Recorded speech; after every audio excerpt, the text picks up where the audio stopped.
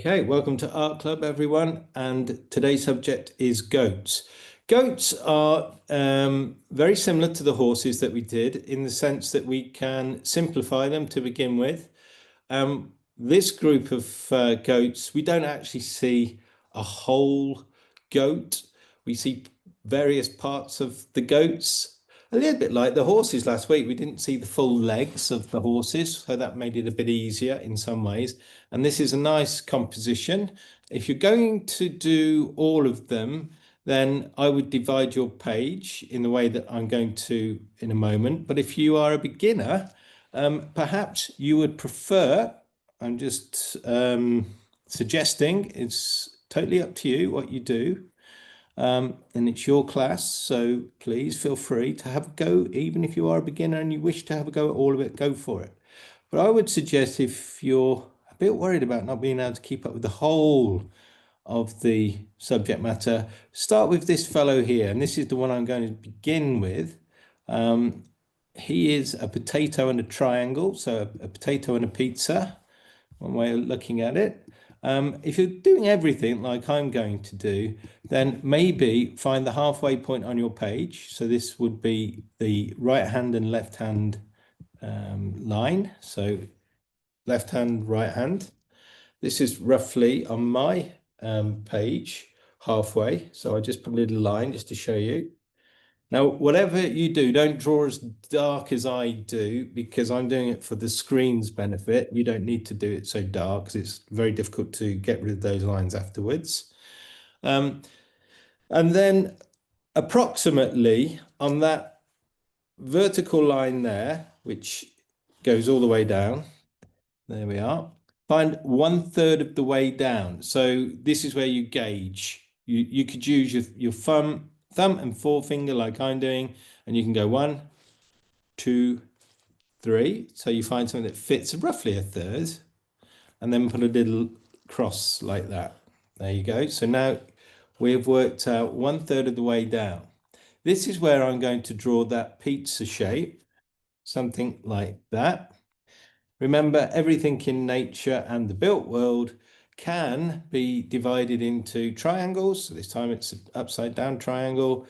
Circles, this time it's just part of a circle, or a potato if you find potatoes an easier way to see things. I like easiness. It makes things more happy, and we're more confident when we're not overstressed. So there it is, a part of a potato and a triangle. That's your first job. And, it's finding these shapes is the most tricky part. So when I make these shapes for you, or I simplify, try to also think about why it is that I'm selecting these kind of shapes, if it's not obvious already. Hopefully it is. And then once you've got your pizza slice and your potato, now I'm going to draw a link between the triangle and the circular shape. Now this is me surmising the neck is this curve here. It's like a little C curve. Do you see? A little C curve. You'll find that I often will say S curves, C curves. Most artists deal with S curves and C curves and straight lines. So this is another little C curve, and that will be the neck, linking the head to the shoulders. Okay.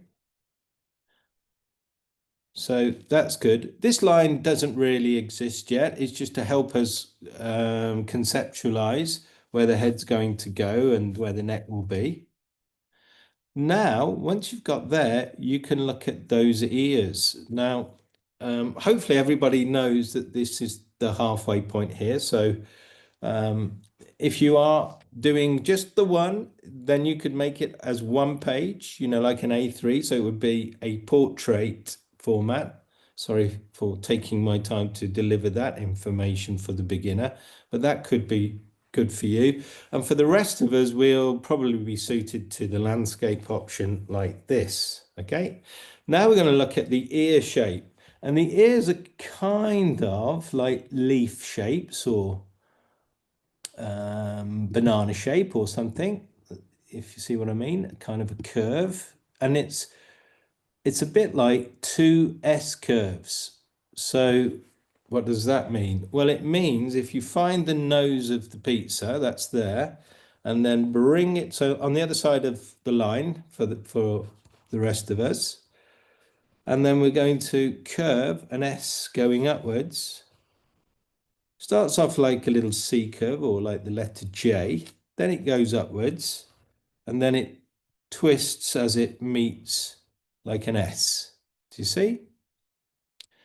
And very often what artists will do is they will look for these kind of shapes just to get themselves started, because simple shapes give you simple proportions which are easier to compare. So this is the reason I'm doing this, to make it more straightforward to compare. And there's nothing straightforward really about drawing goats.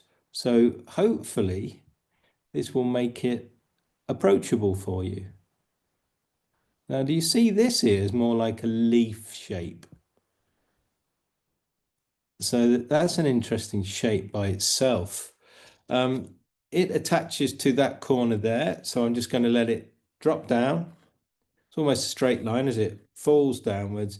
It's a similar level to the left-hand side here, but it's a little bit lower as the goat twists its neck a little bit to look at us.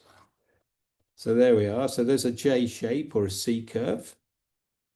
And then the other way around for the other side of the ear. So imagine you just flip that over and you would have an upside down version of the same shape. You see that? And it comes down. Interesting, isn't it? When you look at the basic shapes, it becomes easier in some ways, I hope.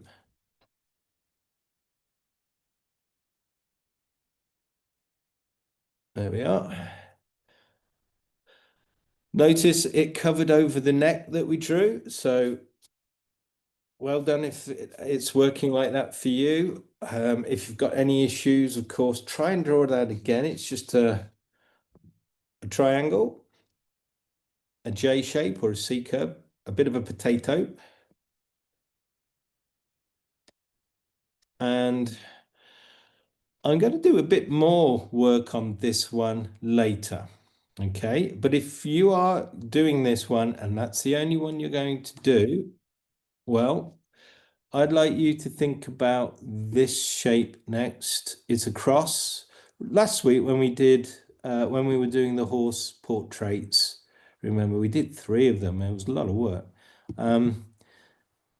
We started with a kind of a kite shape. Probably best to do it in white. Let's do that. So it's like a cross through the center of the nose and the skull of the animal. There it is. And the eyes are about 1/3 of the way down, interestingly. It's just like a cross. Do you see that? So it is almost like a kite shape.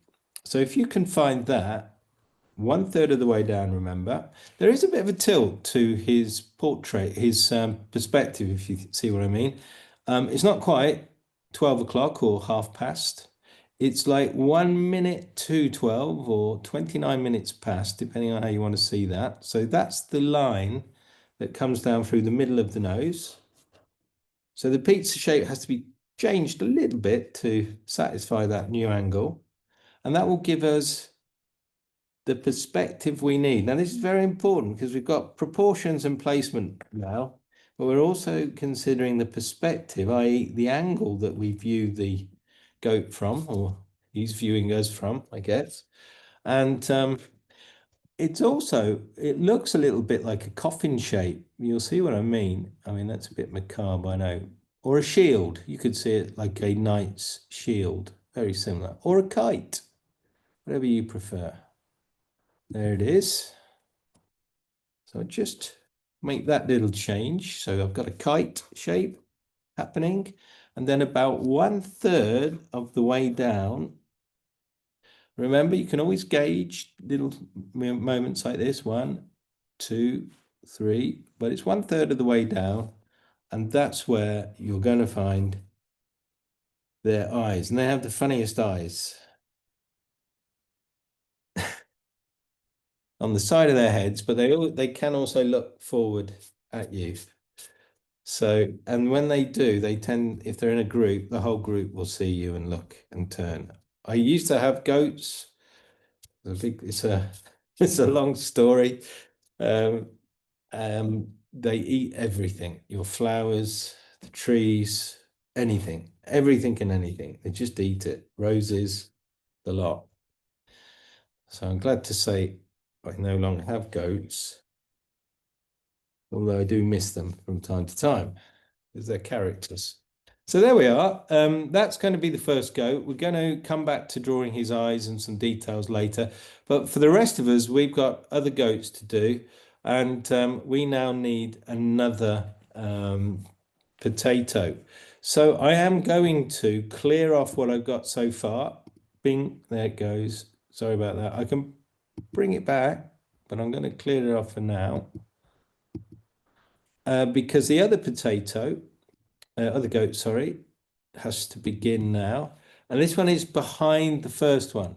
So we started the first one with that sort of potato shape there. Everyone's still got that, I think. The next shape is, well, it's a longer kind of more elongated potato shape. You know, potatoes come in all shapes and sizes, similar with the goats. So there it is. So we need to draw that shape. So we've got this one. Will it help if I put the halfway line? Probably will. Let's just put it back in. There we go. Goes right through his eye. There's the halfway point. And I'm going to draw that potato, leaving a little bit of space here because there's going to be a gap for the legs. We only see the two tops of the thighs, which is more than enough. And then I carry on drawing, and there it is. This potato is overlapped by the first potato. That's important because that gives us a little bit of aerial or aerial perspective in a way, because we get to see this one first and the next one a little bit higher up is behind, and that will tell us the order that they're going to be viewed in. So once you've got that, then the next is the triangular face, the pizza shape. Again, it's just the same as before. You don't have to overcomplicate it. I know some artists, especially intermediates, will prefer to start to draw a detailed portrait straight away. I would, and I used to do that myself. I have to say, we fall into these traps. I would recommend not doing that. If you do that, there is a shortcoming that will happen at some point, and you'll see that you might have to erase details, lots of detail, and that's really frustrating. So keep it simple. This is a very similar sized head, maybe just a bit smaller than the first one. And notice it is higher up or further back.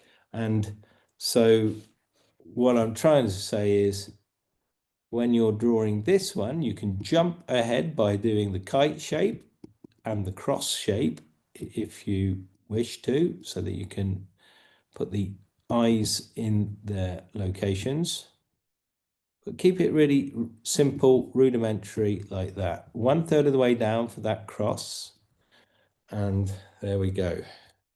So the tilt on this is pretty much identical, I would say, in the sense that the angle is tilting slightly over this line towards the left, 1 minute to 12 or 2 minutes max. And there you go. There's the kite shape. And I've got my potato shape. You know what's coming next? Probably the neck. So we just bolt the neck on, literally. There we are. Just 2 C curves. This makes it so easy to do if you can bear to keep it this simple. I recommend it, honestly. does help to keep it simple. There we are. So there's the neck. And then we're going to move on to ears. When you're ready. So ears, we've seen, were on the first one anyway, kind of like a banana shape. So I'm going to clear this back now. Let's just look at the ear independently, and you'll see it's a sort of a C curve. I simplify it. I don't put the wave in. It's like a slice of lemon this time. I'll do the same on the other one, but as you can see, the other one is being hidden a little bit by the first goat, but we can imagine where it's going a little bit. So I'm going to draw a line. It's coming over here. Slice of lemon. There we are. And then almost a mirror image, but put the other ear behind the first. Now, if you're a beginner and you're trying to do this one as well, well done. Honestly, it can be a good strategy if you take on more than you're comfortable with, but don't overwhelm yourself with all of the ones in the background. Just stick to two. It will be fun to have two. If you're just doing one, I would recommend that too, because you won't get overwhelmed. That's important because you lose confidence. But there we go. There's two goats. We need to put the legs on this one. So I'm going to reinstate the potato on the goat. There we go. So remember that we have this red potato here, or it's red at least over there. And now I'm going to put the legs on this one. Now, to keep it really simple, just put two, as if it were table legs, two going straight down like that. One's on the halfway line, so that's easy enough to find. The next one is to the right. Then we can put the C curves. Each leg has two C curves. If you're not quite sure what I'm talking about, hopefully this will make sense now. There's the first one. You see, it arcs from the curve of the potato. That one's the easiest one, I think. So it's going to arc from here to there. Got that? The second part of this one goes there, but be careful because that one requires us to draw this one first. And this one is curving from the halfway line. It's a little S curve as well, a gentle one. Now I can put this one behind. And then finally, this C curve, or S curve if you prefer, because it has a bit of an S to it, links upwards into the body, like so. And I'll be careful I don't make it too thick. Sometimes on the screen, I get a bit of a distorted angle, but there it is. I think that will work for the legs. Hope yours is working too. Not bad. We're 20 minutes in. We've got two goats basically drawn out. Now, if you are a beginner, please don't go any further than that. You're going to find it too much, honestly, after this. So I'm going to stick with these two fellows for the beginners right now. Going back to the first one, we're going to draw the eyes and we're going to draw the portraits of the goat. And this is where you start to eyeball and you're starting now to put details in, okay? Right, so how do we do that? Well, we know that these two eyes are on the outer points of the cross shape there. That's good. I'm also going to try to draw the curve of that skull. Now, goats have this amazing structure. The eye socket is huge, almost like a frog or what else? A crocodile. They sort of bulge out, like big sockets. And that's important because we're going to then attach that to the nose.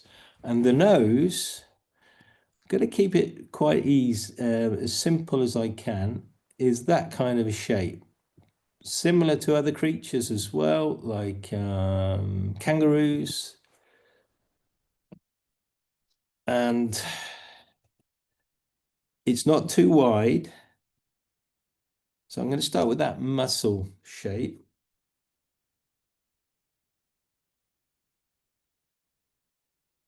Sort of a curve shaped like so.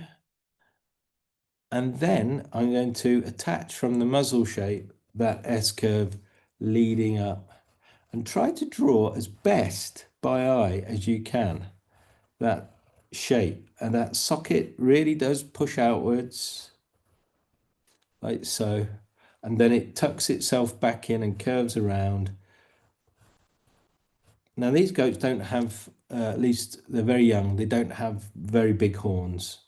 So at the top of their heads, you will see there's a little bony protrusion. That's the horn, or a young goat's horn at least.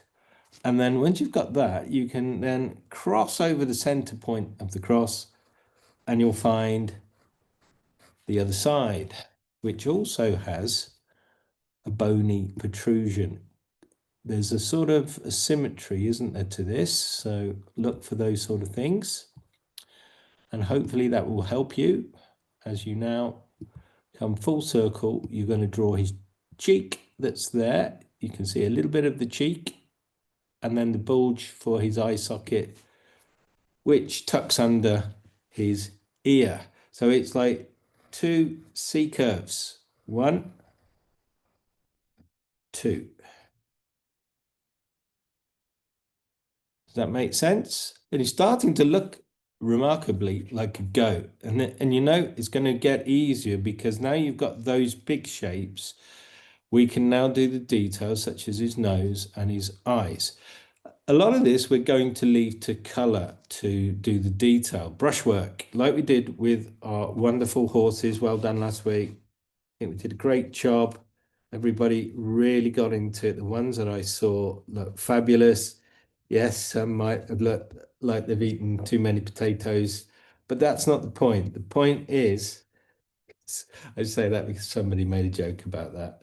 The point is, though, they look like horses, even if they were slightly different to what we were seeing. And these, as long as they look like goats, that's fine. Okay. Right. So the eyes, eye shapes on goats. Well, we're just going to have to do our best on this. They're not easy, but they are circular, which is good. Not too big. That's another take from this. And they really are at the side of those cross shapes. So follow your instincts, because what happens if we don't carefully try to push those two beady eyes like that? We put them in the middle somewhere, or we put them equally spaced like human eyes, and then they look funny. So stick with what you're seeing. They look kind of weird and ghostly to begin with. Don't worry.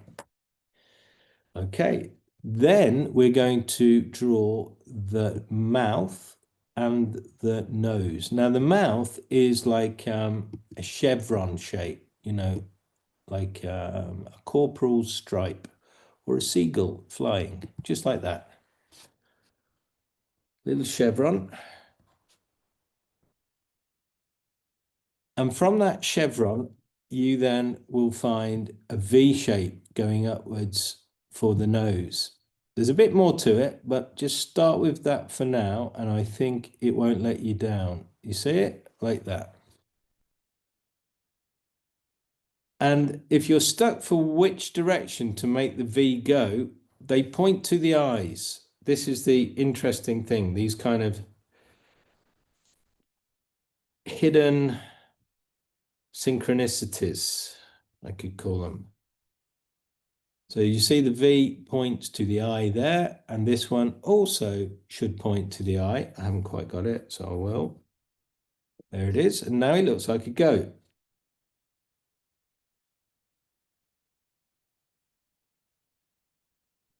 Right, I think you've got the idea. The stripes and such we can put on later. But if you really want to put the stripes on now, then do it. It's that simple. I'm going to paint them on. So there's my first goat's head. Now I just playfully draw the articulation, which just means the eyeballing the detail for the ears.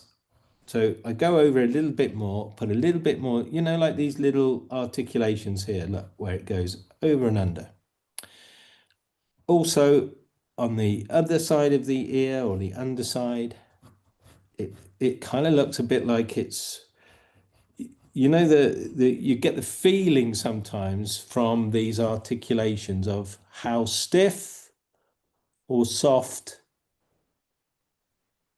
something like an ear is. And so that's very important to get those kind of articulations as they're known classically by artists, but also you could just call it a detail, a change in the rhythm. There we go. Now it looks like an ear rather than a banana. And although I am not sure of the percentage, although some artists have claimed, I've heard an artist say 9/10. So 90% of your watercolor effect is the strength of your drawing, which I don't know. I mean, the point being though, it definitely has an impact how you draw. So if you can get that feeling of the bend in that ear, it's going to look more like a goat already. Okay, so good luck with that. And I'm not going to put that, you know, he's got this plastic tag in his ear there. I'm not going to put that in. If you're a realist and you want those sort of details, then please feel free. I'm not putting it in.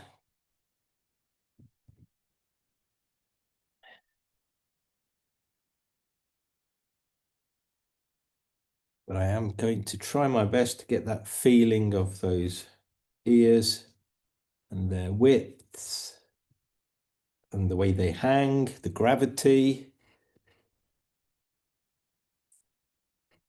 Don't seem that important, but actually these sort of subtleties, these sort of details, they are important because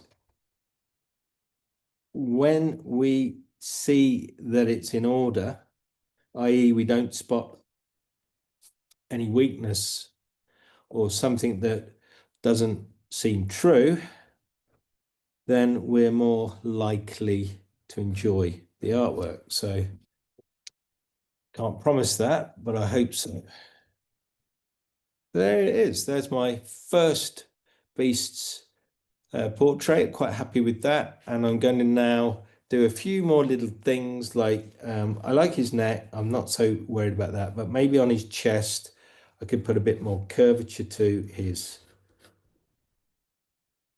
you know, the top of his chest and his thigh there where it meets. And then on his back, I notice from his neck, there's a little movement there, and then a little hump on his shoulder, and it goes down into his back like so. And I think that's going to work great now.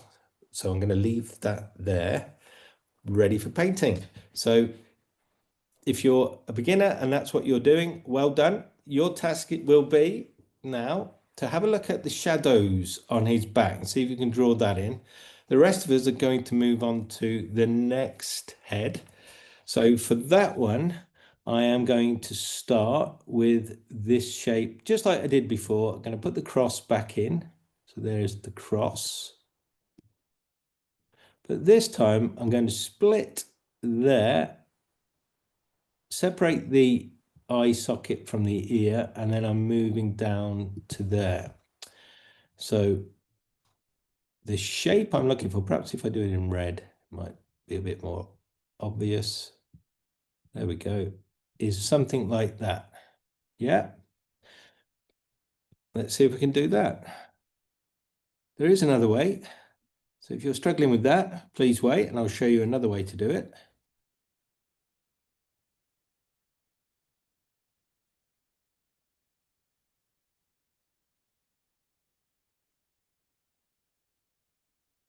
Okay, the other way. Well, the other way is just to do the nose first, which I think might be very easy, just like a little smile. There it is. And then join that to that. That might be easier. There's always different strategies, and whichever one calls out to you, or if you've got a better one that you would prefer, then just do it.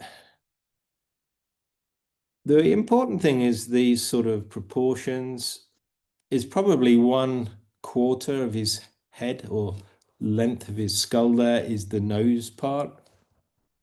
And then 1/3 is for the eyes.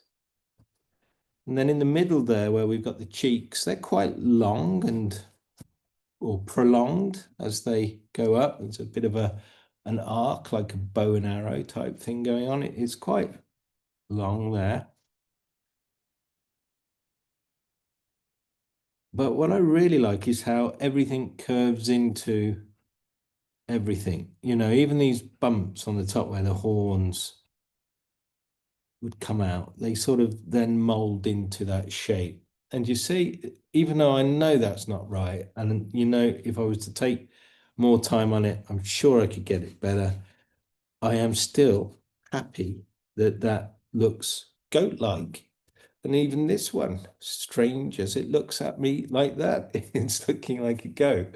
And there's a certain amount of humor there, which I like as well. So there we are. I've got to put the eyes in next. So I'm going to drop this off. I'll check the chat though, just to see if something's coming in. Sharon says, are the goat's heads drawn non-symmetrical? Well, the thing is, Sharon, I mean, this is a really good question about symmetry.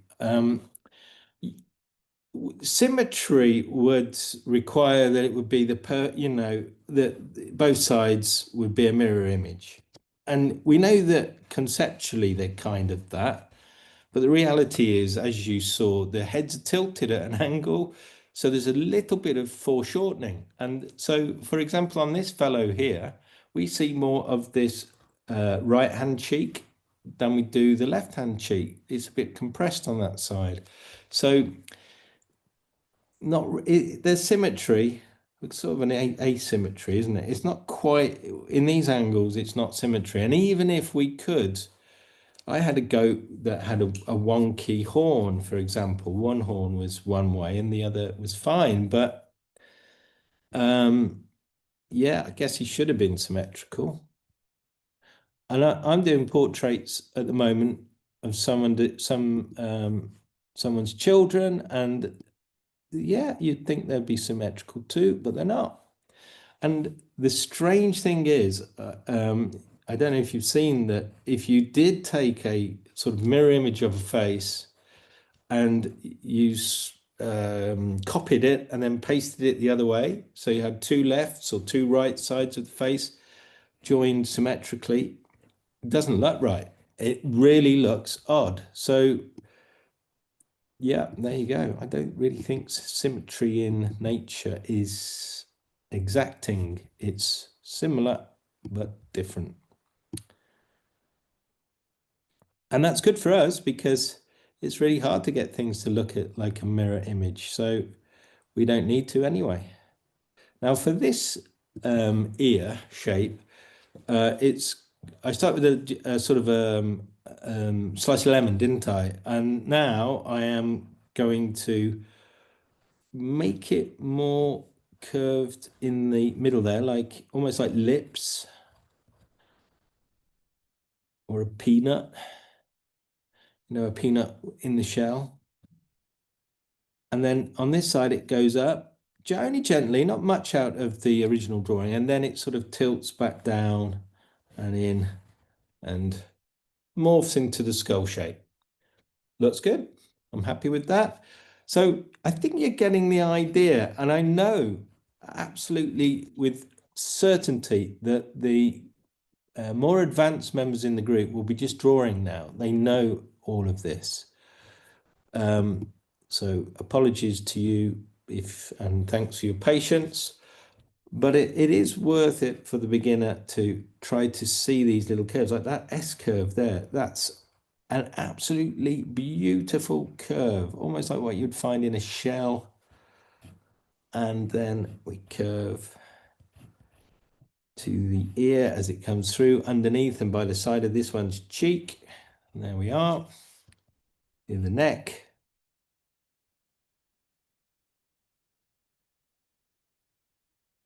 There we go. I've got a little space now through there. I can see the neck of my beast. And it's not quite the same as in the photo, but I am happy nevertheless, because I know it's going to work.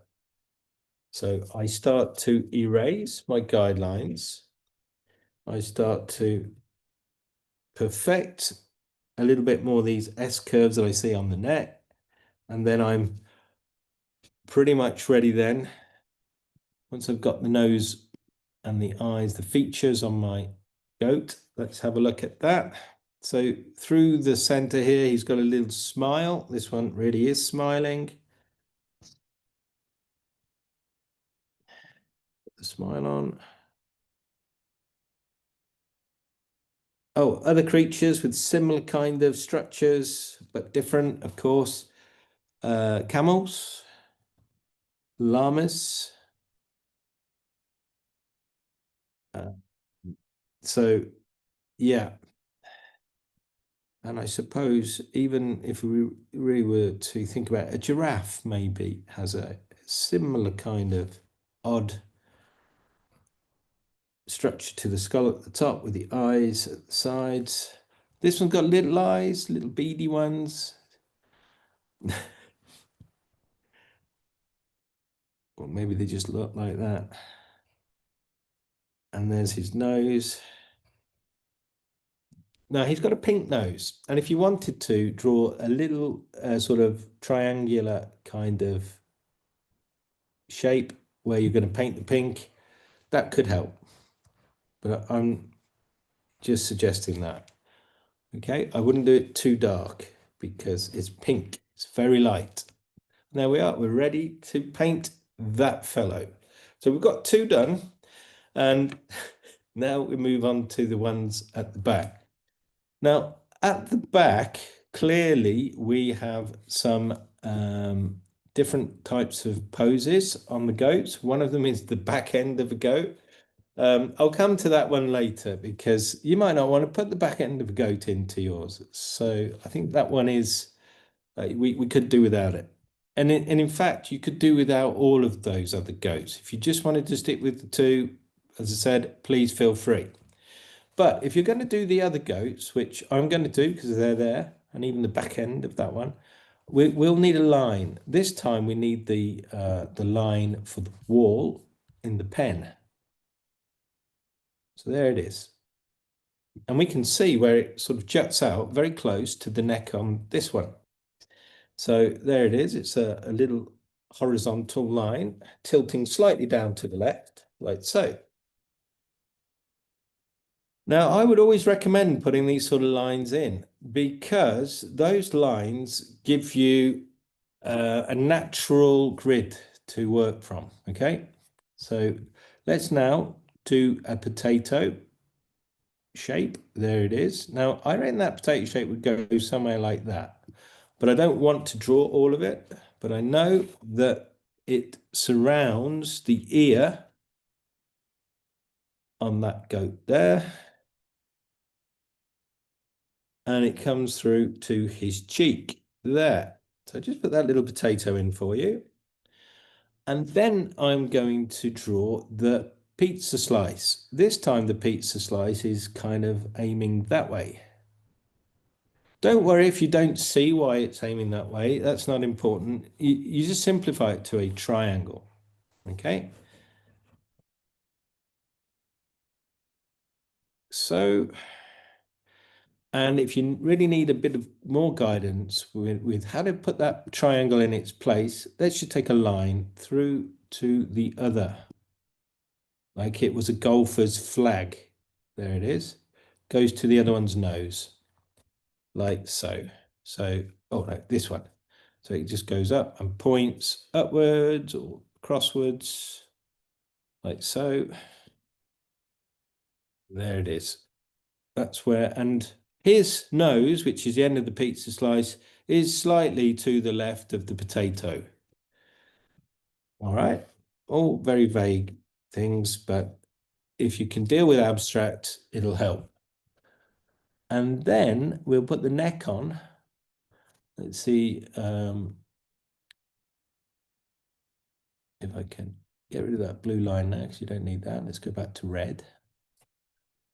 And this is a little S curve, as we had before. Do you see it? A little S curve. A plume of smoke. There it is. Just like so.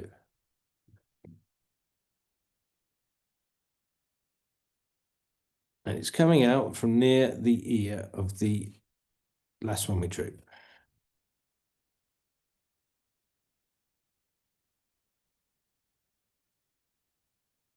Like so.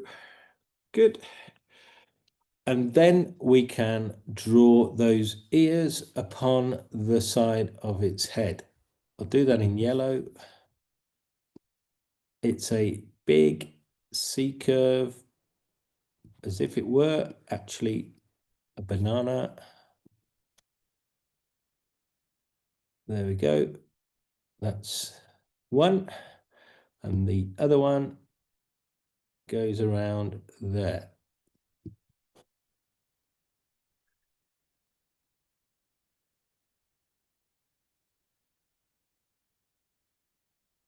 Now, of course, these are more difficult subjects to draw because they're behind, so they're more advanced.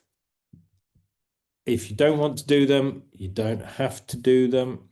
But if you are doing them, we move on to the legs. Table legs are fine, just like we did with the horses before.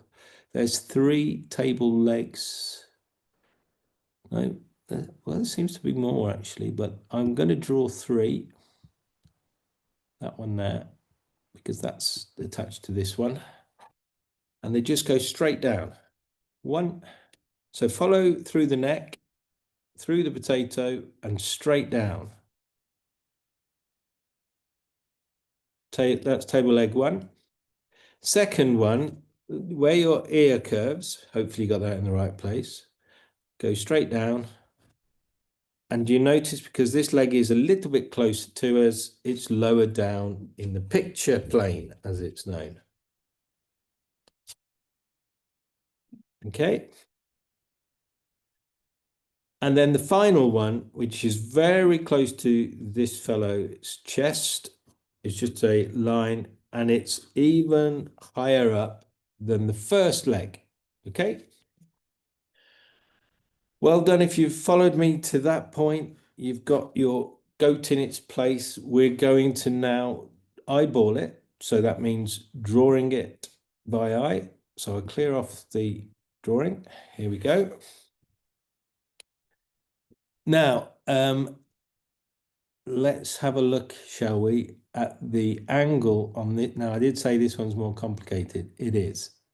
So the cross shape through the eyes is at this angle. So the kite will look more like this.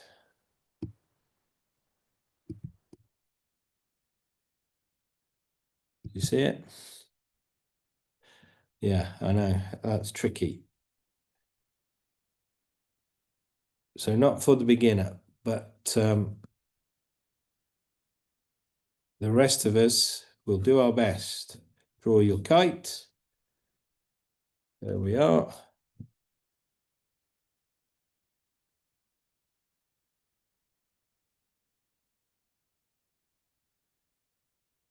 Okay.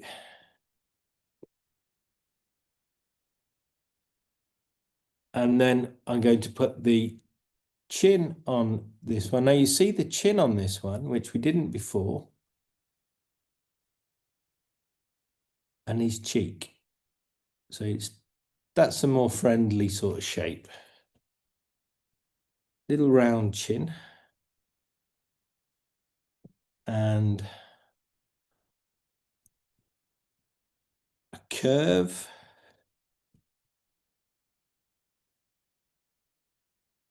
For the cheek.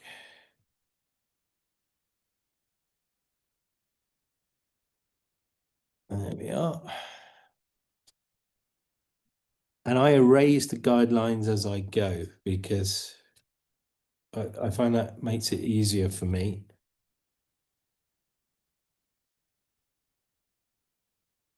Okay. So I've got his cheek and his chin. That was lucky.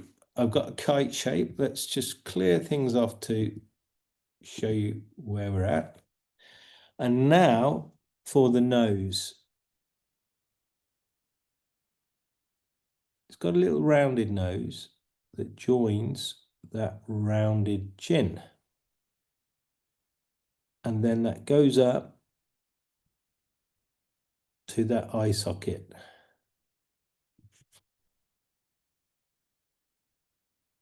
Let's do it in red. There we are. Not so bad.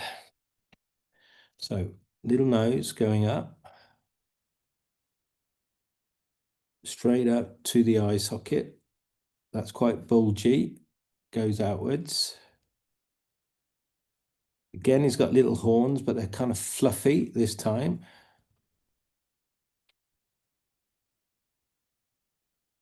And then start to draw those ears. Now the ear, I'm going to start with that little S curve there for the underside of the ear because it comes out underneath his eye, which is the corner of the cross. Don't worry if I've lost you, just draw what you're seeing. You are keeping up, well done. And now I move to the outside of that ear. I really like how these little articulations change. Do you see how that one just then suddenly drops and curves? And for me, that is the critical points that if you can establish those in your drawing, it'll look, even if it's a bit cartoon-like, doesn't really matter as long as it's starting to look like goats. And that's the thing, we are getting goats. Now, I haven't drawn the eyes yet, and if you feel inclined to go to do the eyes first, then that's okay. I tend to do those things last. The reason being, there is a massive chance I'll get things in the wrong place. So I don't want to erase everything and then the eyes as well. So I'm now erasing the kite shape I did and the guidelines. I'll look at the goat's head and I think, yeah, that's not too bad. The kites are where the kite crossing points are where the eyes go, little beads. Can't really see much of the one on the left, but you can definitely see more of the one on the right. The nose, clear it all off one more time. There we go. Well, let's draw the smile as we did before, and then a little V shape. There it is, a little V shape. And that will make it feel as though it's a goat. Happy goat. There he is.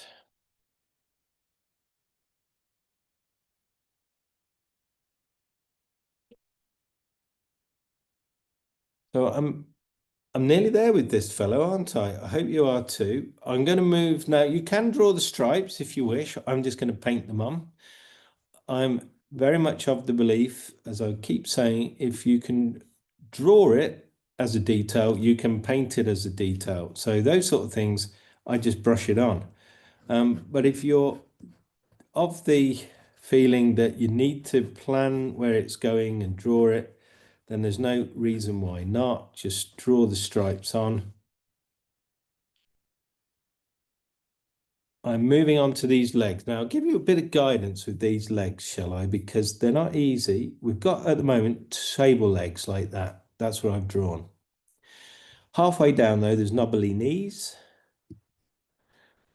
But the thighs themselves are a bit wider at the top. You see that? If I do it in a different colour, maybe this will help. We're only doing one goat's legs, really. So I may as well help you as best I can. There it is.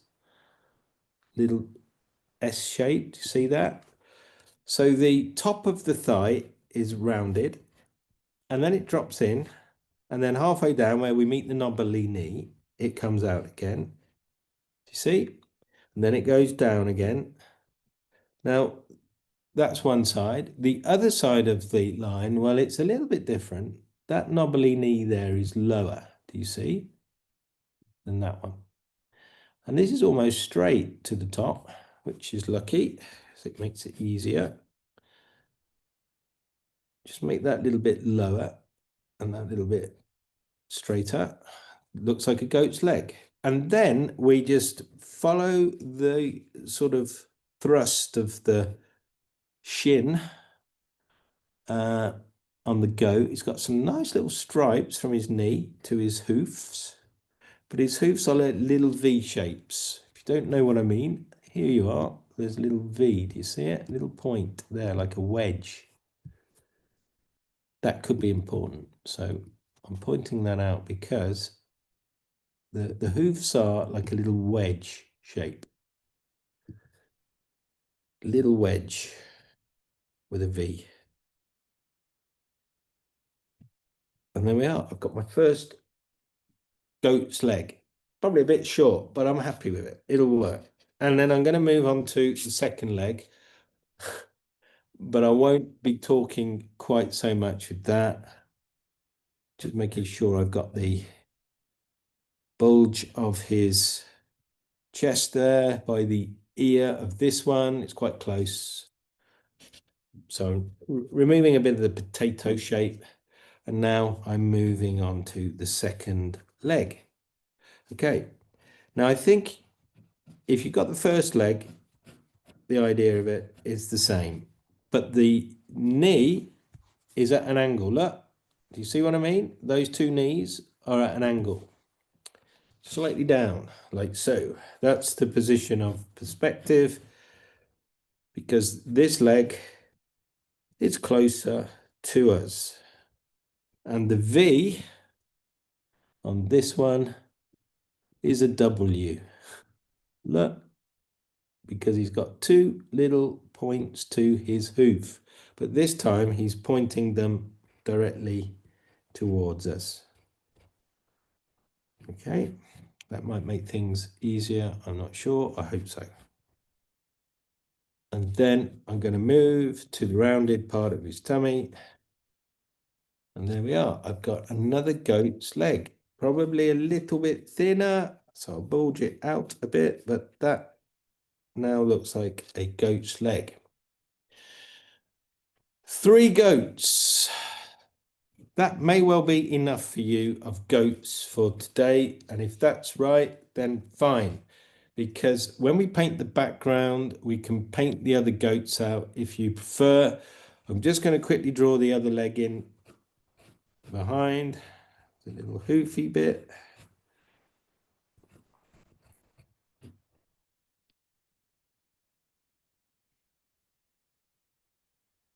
There we go. And I'm ready now to draw the goat that is behind this fellow. And I think it kind of works as a composition like this. The next one may not be necessary. but I leave that up to you. I'm going to do it because it's on the picture. It's a lot easier than the one we've just done.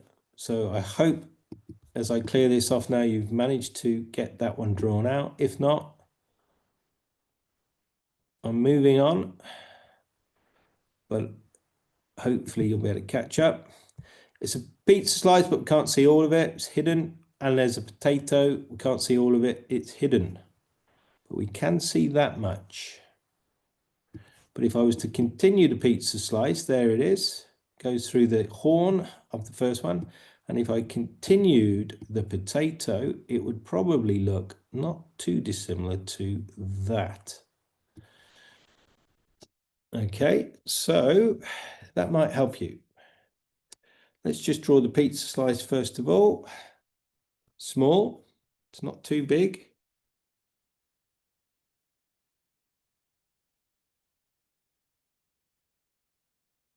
It's lower than the top of this head. Obviously, it's taller than the top of this head. And then we've got the potato, which comes out from the side of the horn on this one. He looks very funny on my picture. And now, oh, I just realized. But don't worry, I'll come back to it. I just realized that I didn't draw the back of that one, but because I've still got a bit of a potato there. But don't worry, I'll come back to that. These things happen, and they happen for a reason, because it's quite a complicated composition, this one. There we go. So there's my other potato and a pizza slice. If you've got to there, well done, because now we're going to draw those two ears, and they're kind of like bicycle handlebars sticking out the side of the pizza there. There's a round one there, and then there's another, actually it's very round on that one too. So I'm just going to draw two sort of round shapes to begin with, just to get the idea going. There we are. And I'll probably have to sharpen my pencil now.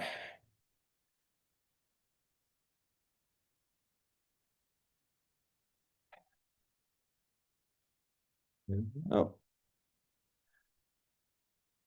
If you've got there, well done. We're going to put the tail. It's also a little, almost like a little handlebar on a bicycle, just there at the back end of the potato.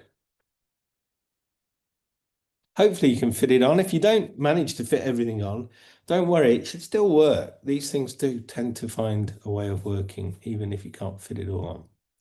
So I'm going to clear off all of those for you now, and I'm just going to free draw because I've got the basic shape. Going to start with the head as ever, and it's like an upside down W. There it is. Do you see it? Those bulging eye sockets. He's got a little rounded smiley mouth, but we can't see it all, but that's where it would be. And then he's got his cheeks going around like so. So that's the basic shape with a bit more detail, and let's go for it. I'm not drawing the kite shape on this one. Just going to draw it like so. Going to put the beady little eyes in.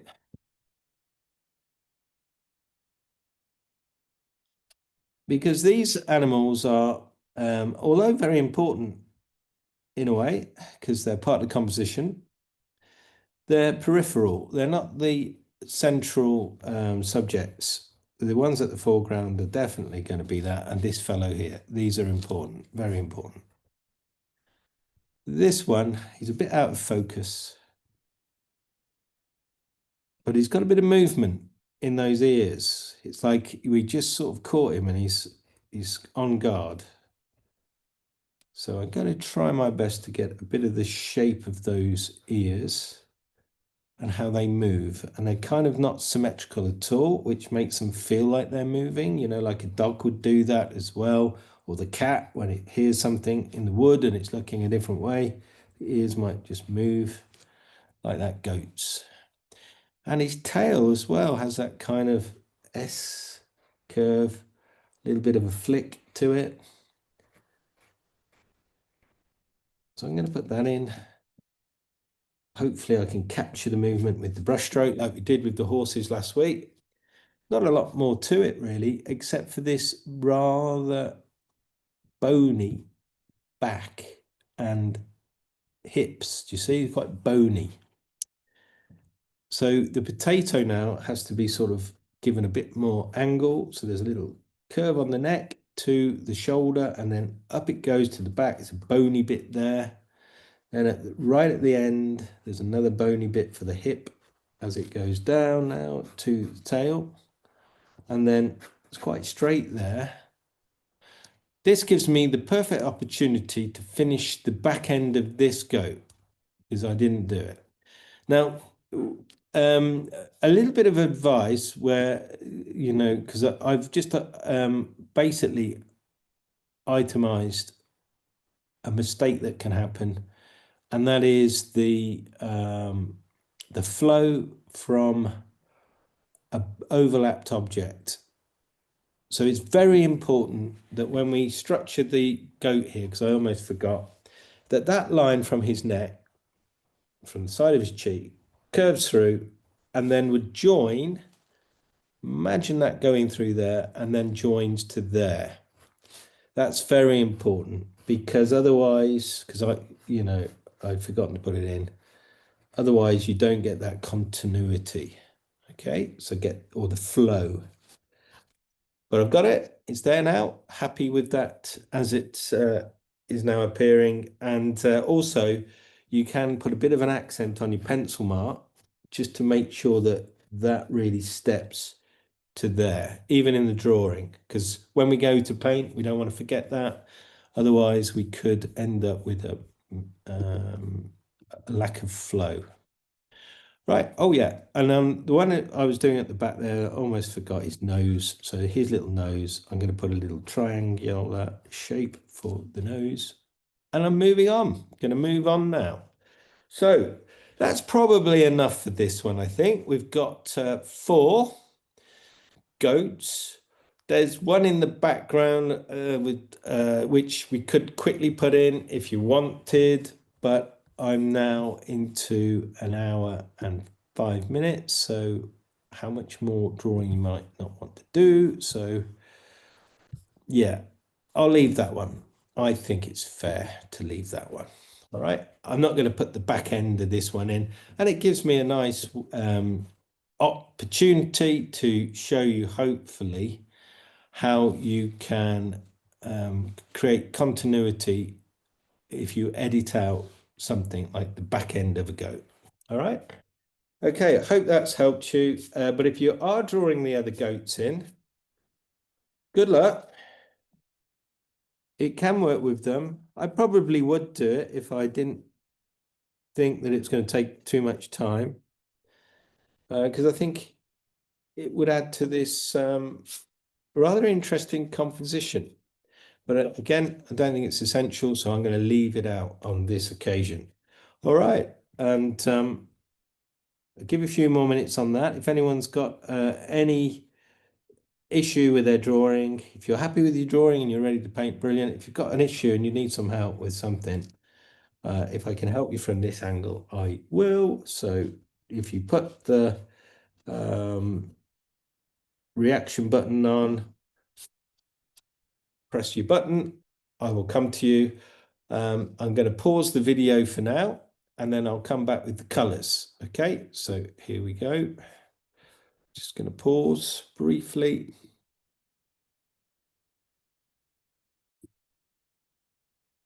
Okay, and now I'll share the screen again. Here we go. Oh, silly me. Sorry about this. I've just got to shrink that down a little bit so that we can fit the palette in for you. Brushes today are the same as last week, and they'll be the same brushes each week. So your round brush, which is a medium size, which will be a size 12 in Europe, ½ inch, I would imagine, in the US. So this sort of size is fine. And then for detail, I'm just going to use a size 6. Okay, today I'm choosing to use synthetics. For the big washes, though, I am going to use a flat 1 inch a Hakey brush like this, which is medium size in Europe. But I always mix my colors with a round brush. Hopefully you can see most of the palette. There it is. Going to start off with yellow ochre or raw sienna. There it is. That's the color.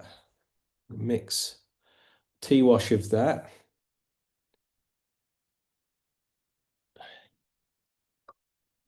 I'm also going to mix a lavender grey wash. So that is blue tea wash.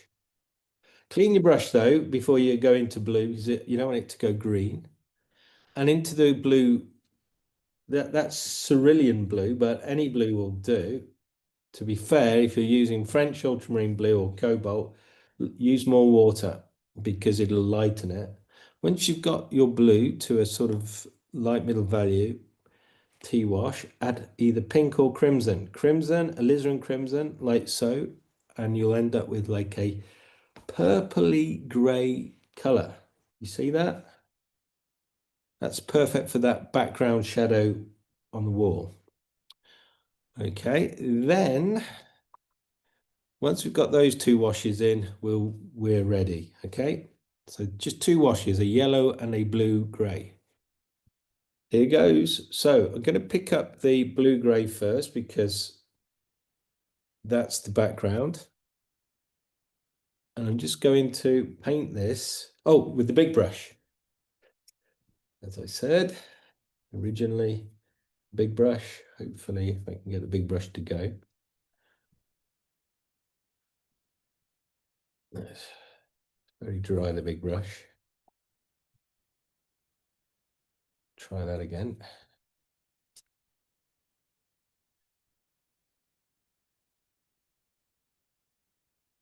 There we are. It's working now. And you can play with the temperature in that wall in the background because it's a blue-grey, but you can make it more pink. Have fun. You can make it more blue. Whatever your mood is, really. As long as you've got that value. I mean, it's a lighter middle value, but you can make it, you know, towards a middle value, like so. You can push it a little bit. Because the darker that color is in the background, the lighter your goats are going to look. So I'm painting around the goats, you probably noticed to begin with. Yeah. And I'm being a bit playful with those shapes. So just when you're doing backgrounds in watercolor, I think the important thing to remember is it's fun. First of all, it may not seem that when you're beginning. So remember, this is a fun activity enjoyed by millions of people worldwide, and you are going to enjoy it. If not today, at some point, you're going to be like, wow, I really like it, actually. It's loose and free, and let your brushwork become that. Let the energy be loose and free. And if you cross a few boundaries, it's watercolors. It's not a game of Monopoly. It doesn't... there's no rules, no one's going to tell you off, hopefully. Not me, at least. So I've moved down, and now I'm going to clean the brush a little bit, but you don't have to. Many artists don't bother with that. Sometimes in the first wash, they just pick it up and go. So I'm just going to put that golden color onto the ground. I'm also going to let some of that golden color go into my goats, hoof and feet. Just abandon worry. This is not about worrying. It's not life and death. It's just watercolors. Letting that color. Now, as I bring this golden color through the background goat here, I'm looking at it and I'm thinking where I don't want to paint. That's really important. Where do I not want to paint? Well, I don't want to paint where the highlight areas of white on his nose is. So I'll remember that. And that ear, as I put the gold through, is not gold. So I'll just ignore that as well. But his neck is golden brown, so I can paint that. I don't want to paint this fellow's ear, even though there is some yellow in it. It's lighter than my sort of tea wash. So I'll come back to that. But for now, the rest of the potato shape gets some gold. It's fine. So with watercolors, you're constantly conceptualizing where it's appropriate to put a wash and where you have to edit and not put the wash. I think that makes some kind of sense. So as I continue now with this golden wash, I think it will work on this goat. So I'll put it on the neck, like so. Yeah, and I forgot to put a bit of purple behind that ear, but I can come back to that. So I've still got some here. But look, I can connect this goat to the ground color. It's fine. And I can connect this goat to the ground color. It's also fine. So I'm going to come to the chat in a moment because there's a question come in. So I will come to that. Don't worry if that's you. I am on it. Honestly, I will come to you. But for now, it's really important those who are putting their wash in, place their wash in. And this golden wash, yellow ochre or raw sienna, whatever you've got that's a golden brown color, that will unify these shapes. You see that? That's good. Maybe a little bit on that one in the background and add a bit of water to it. So squeeze your brush, clean your brush. This is where you can tickle. There we go. And I'm going to go to the chat, see how you're doing.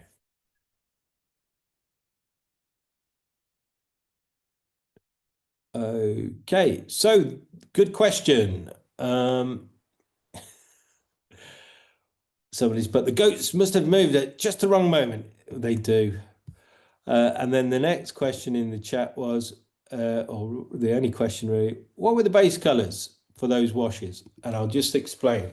This one's really easy because I'm just using yellow ochre or raw sienna, as you know, whichever standard yellow brown you've got.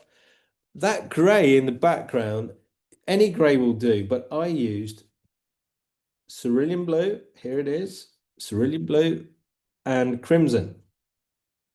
And it gave me this beautiful blue, purpley, pink, lavender, blue-gray. Yeah, so that's what that color is. I made it a bit thicker there, but that's okay. It'll work. And that was it. That's all I've done so far. So give you a few more moments on that. I'm painting behind that fellow's ear because I forgot in the first wash. And these sort of things happen in watercolors. You'll find that, you know, you'll get into your watercolor and go, oh, I didn't paint there. I forgot a bit that I should have done in the first one. Do not beat yourself up about it. It doesn't matter. You can go back in and even if you don't have the color, you can remix it. Okay. So there it is. So far, just two colors. It's basically a lavender and a golden brown. Give you a few more moments there because we're going to mix another base color because we do have some goats which have little shadows on their face, but their faces are in the sunlight, so they're white and they've got these little shadows which are grey. So how do we do those? So I'm going to show you that next, and hopefully that will be straightforward enough. You'll see. Okay. So 1 or 2 more minutes on that. And if you're already there and you're wondering, well, what can I do next? I'm waiting. Just soften some edges where perhaps, you know, these browns turn to the lighter tone, if you have anything like that. Yeah, just soften those edges. Okay, so I'm going to do a little bit of the work on this one's portrait for you, just to show you the next stage. So if we look at this fellow, he's very cute. He's got a light shape in the middle of his head. This is very important that we imagine in our mind's eye where the sunlight is hitting, because the sunlight is coming from above and the left. You see it? So that bit there is the light. Everywhere else, though, is turning to the shadow. Now, for this exercise, what I would expect us to do is just to reserve the sunlight as a white shape. It's going to make it easier. But we do have to put that little shadowy shape on his white face. So how do we do that? Well, what I would suggest you do is add a bit of water to the purple mix. Here we go. Add a bit of water. So now it's a very thin, sort of pallid grey tone. And to that, add a bit of pink. Now I got permanent rose, but if you don't have permanent rose, add a tiny amount of crimson and a touch of raw sienna or yellow ochre. It's going to make a very interesting grey, almost like a flesh tone. And this is a very weak tea mix. You'll see as soon as I put this on how weak this is. I put it on, I cover his whole eye with this shape, and I'm looking for that lassoed shape that I drew on the screen for you. And I'm going to draw that through and down to his nose, across his nose. See that shape? And then up, this is the important part now, up the bridge of his nose, and then across to his other eye socket, like so. Do you see? And then fill in the whole shape with that colour. You can add a little bit of blue into there as well. If you don't like the pink note, you can make it more blue, because there is some blue in there as well. And then I'm going to paint the other side of the shadow down through his ear, but keeping the rim of light on the edge of his ear. Do you see that? That bit is not negotiable. You're not allowed to paint into the light. Okay? And the same on this side of his ear. You can paint a little bit at the bottom of the ear, like so. And then that shape links there. So we've got a lovely shape linking through the structure of his head. And then clean your brush, squeeze it, and tickle these edges here. Make that edge a little bit softer. And you can also jab into the edge like this. And some people do it with their nail, make some little textures to try to get create an idea of maybe a fur or the goat fluff that they have. It's quite a, wiry brush type fur, but it's not really fur. And there we go. So that looks good. Hope that's helping you with that one. And now I'm going to do the same for the one in the background. So I'm just going to zoom out again. Let's clear that off. Let's zoom out, and then I'll check the chat, but I'm also going to isolate the lights from the middle value on the background goat. So he's a bit more tricky, but if I abstract it with a lasso shape again in gold, hopefully you'll see what I mean. Look, that's his nose in the light. Now, if you've ever done any silk screen printing or printing in general, you'll know that you have to kind of separate lights, mids, and darks. And that's what I'm doing here. I am now going to paint the side of his and the colors. If that's what the question is in the chat for this, I'll go through them again right now. So here we go. Raw sienna or yellow ochre, whichever, golden brown, doesn't matter. Add to it a little bit of pink or crimson, and you'll get a peachy color. And to that peachy color, you can add a gray. Now, of course, if I add blue to that color, it will go to a gray, watch. Because blue and orange are opposites, and that's the color I want. You could also add Payne's grey, but I'm not, because I just want to make it a little bit of a more of a learning experience for you, if I can. And there we are. As I add that color, it's a grey color, but it really does have colors within it, because it's got yellow, it's got a bit of blue, it's got a bit of pink. The hard bit really is not the mix of the color, it is to get it in the shape where we're seeing the bumps. So look, his ear, I'm going to put that color in. You're probably thinking, well, John, it's red. His ear's red. Yeah, I know. But that's a darker red. We'll put that in a moment. But if you just put those shapes in and keep the rim light, or a light rim around the ear, like a halo, it'll work really well. I'm also now going to move into his body. Now in his body, he has, well, very bony protrusions. Goats are known for being quite bony like this. So, but the rim light across the top of his back, we don't go into it, okay? I'll also add a bit of blue here and there into this color to make it a bit more cooler in places and warmer in places. I like to play with those temperature ideas. But now, as I bring this all together, you will see this value now comes together.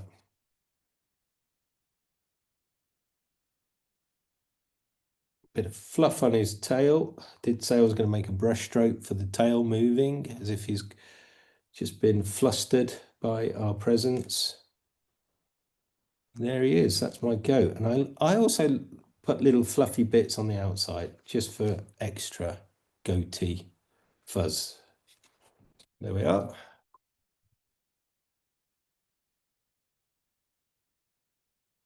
And I also will lift by cleaning my brush, drying my brush, and I lift back in places. This is lifting out, where you can draw into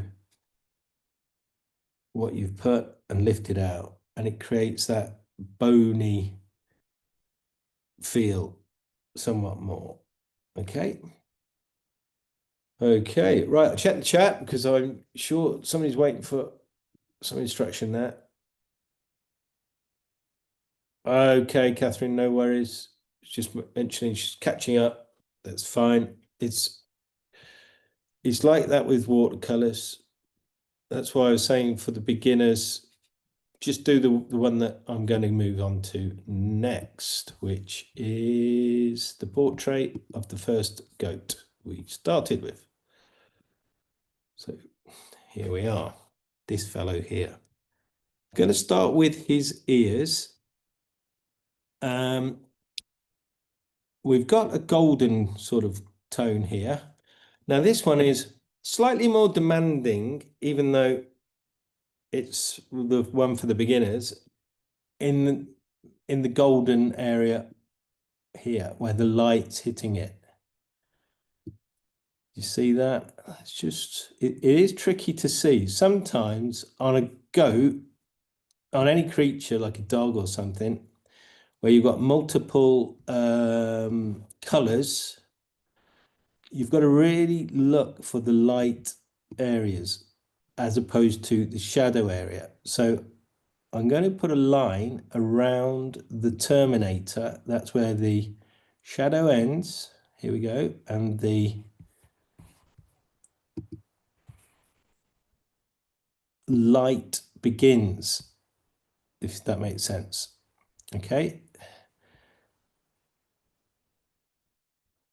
Now this one is particularly tricky, as I was intimating that, because we see this side of his face goes into shadow. And there's a lot of light bounced into it. So that really is complicated for a beginner. But trust me, it's going to make sense in a moment. we're going to put a lavender color through the structure of his head. So let's do that now. If you've not got your lavender color anymore, don't worry, I'm going to mix it again. There's always a different way to do it, and I'll show you a couple of ways. As ever, it's useful to find a couple of different ways. So blue, pink, we've got a lavender. You can also use violet. This is violet here, but add water to it. That would work as well. It's not quite the same, but it would work. I'm going to use this one here. I think that one looks lovely. And I'm going to paint this through the ear. I'm going to start with the ear because that's going to be easier for you to see the shadow shape meeting the light shape. There it is. Yeah, that's right. Just do that. And then on the other ear, there is a rim that is purple on the near side, just there. That's all it will need. And this is where it gets a little bit more challenging. I'm going to put some of this lavender color on his nose, mouth, up the side of his, from his chin, up the side of his cheek, through to there. His hump, his little bump on his head here also has a little shadow. This is where it gets a bit trickier, just there. Just going to put that, it's like a little crescent shape. There we are. And I'm going to put some textures for his fur with the small brush. And I'm going to make these sort of feel and look like, hopefully, fur. Here we go. So little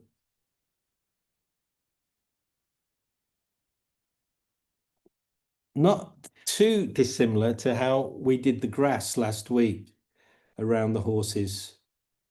Just little lines going upwards. I'm just tickling little moments here, ideas of fur. Because he's got a grey pattern in his fur amidst his red, his brown stripes. So I want to put those in because if I don't do it now, I'll have to do it later and it could look awkward. There we are. So there's some fur. I'm also going to put a little flick of this fur idea on his ear. So this is, for you, the beginners, you're going to have a bit of fun here. You're going to be drawing fur on that light shape. Because what happens sometimes is the sunlight comes through, hits some of the hairs on his nose, and some of the hairs creates a little shadow. So that's what that idea I'm going to suggest is. Okay, right, now we go into browns. Okay, so that was the main shapes in the lights towards the shadows. Now I'm going to mix burnt sienna. This is burnt sienna. It's a gold reddish brown, and I'm going to paint this. And this time I'm going to coffee thickness, so a bit thicker than the tea wash. And I'm going to paint this over his eye socket. And I'm creating a little bit of texture. I don't know if you can see that by using it's a dry brush technique. I'll do it over here. You'll see what I mean.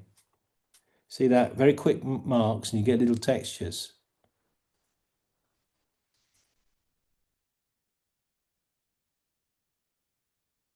And I'm creating this brownish tone around his eye socket, a little bit across the top of his head. It's a coffee thickness that I'm painting here. And a few of these marks will be little hairs like we did before with the lavender color. You see? And wow, it starts to look a little bit like a goat. This is the difficult stage, I always think, the second stage, because it's at this stage we tend to go, oh, I don't like it. There's a little voice, the voice of no confidence.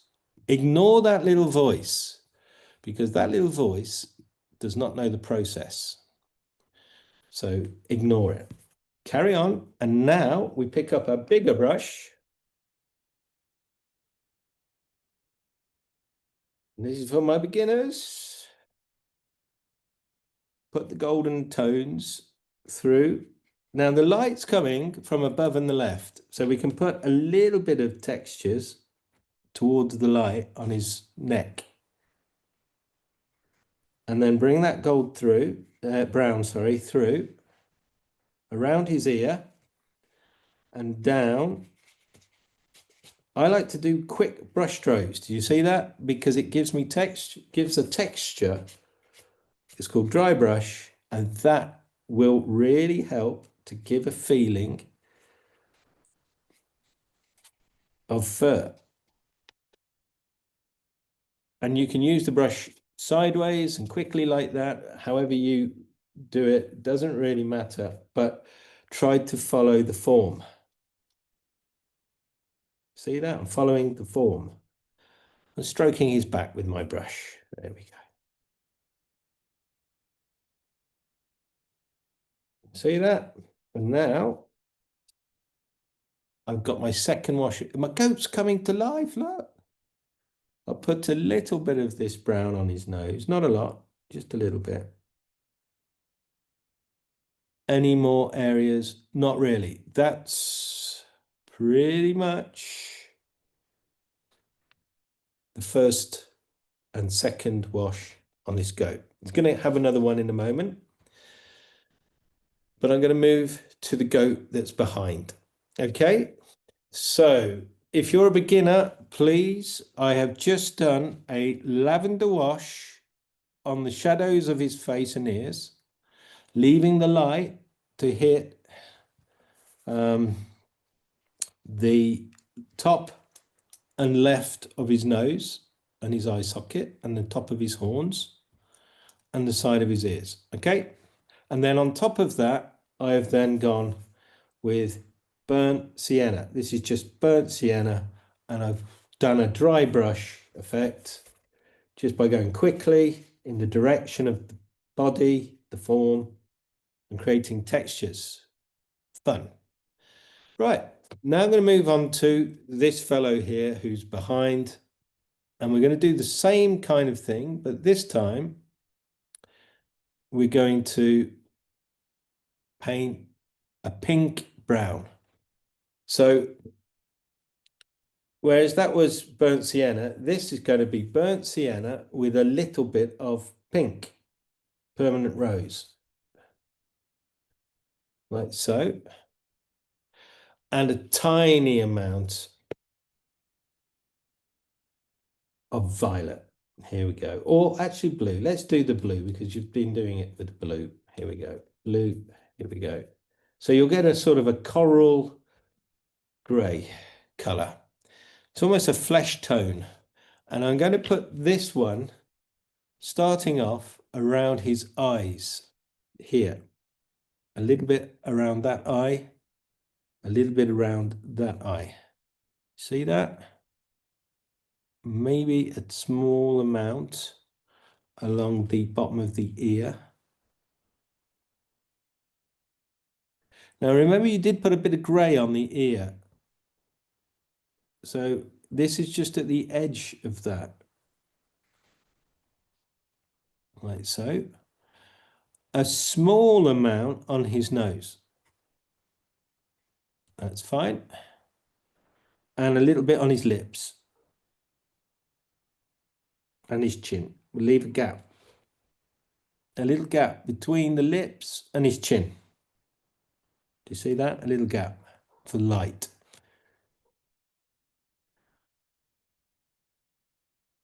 You can put a small amount of this going along the side of the cheek to the eye. There we go. I think that's enough on the face.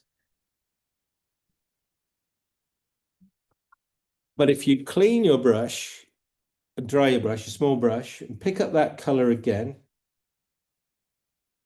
And what we're going to, sorry, this color again, and we're going to put some fur, some little bits of fuzz on that on the side of the shadowy part of his nose, like this.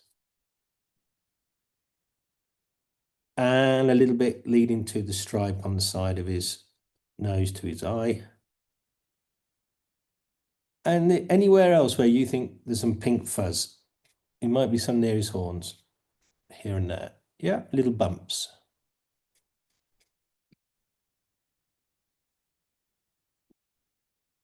That looks good. That's enough. We don't need to overdo that. Okay. Now we move on to his body. So again, with the big brush, do you notice that this color is slightly different to that color? That's the important thing. It's a sort of a corally pinky brown gray rather than a red orangey gray brown. Sorry.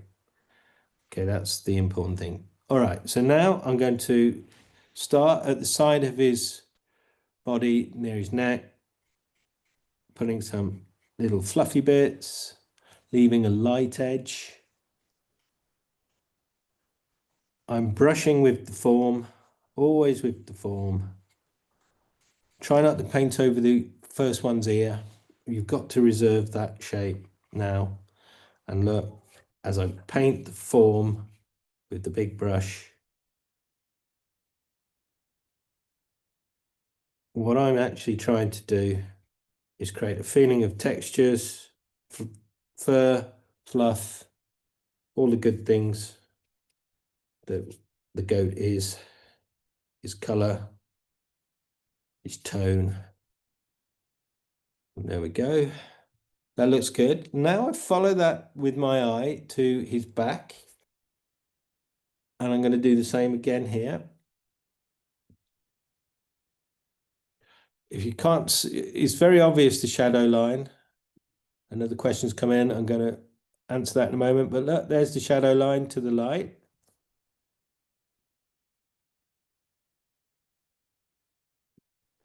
Okay.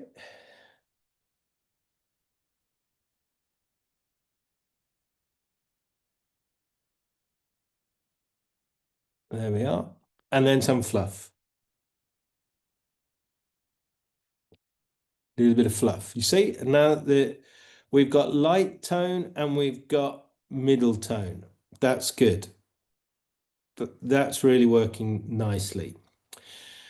Okay, so for those of you who are only doing these two, we're going to go into the darks on that. And then for the advanced and intermediates, we'll put the tones in for these two in the background later. But for now, let's carry on with the tones.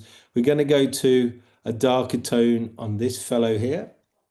So if you remember, we have so far put a tea wash in with some lavender and a coffee wash, thickness wash, with some burnt sienna. I'm now going to crank it up a little bit more. I'm going to take some more burnt sienna, but this time go to milky wash. So look, it's quite sticky now. You can see the brush stroke doesn't move too much. Into that, I am going to add a little bit of violet to make it go darker. There we go. So I've got this beautiful chestnut kind of brown, and I am going to paint this everywhere except for the light and middle value. So this is shadow tone. Where is the shadow tone? I hear the beginners ask. It's here. Look, you see it? That line. Call that the terminator. And this is where I'm going to put this brown. You've got to be careful. So I will be careful. Watch as I put this onto his face. Can try and keep some of his stripiness, because that's nice.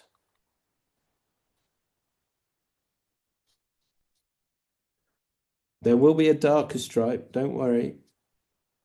There we go. So I'll put that stripe on. I'm also going to put a stripe of this color on the other side of his face. There we go. That looks good. A little bit around his eye, the circular part. There we go. Yeah, it's funny. A little bit on his chin.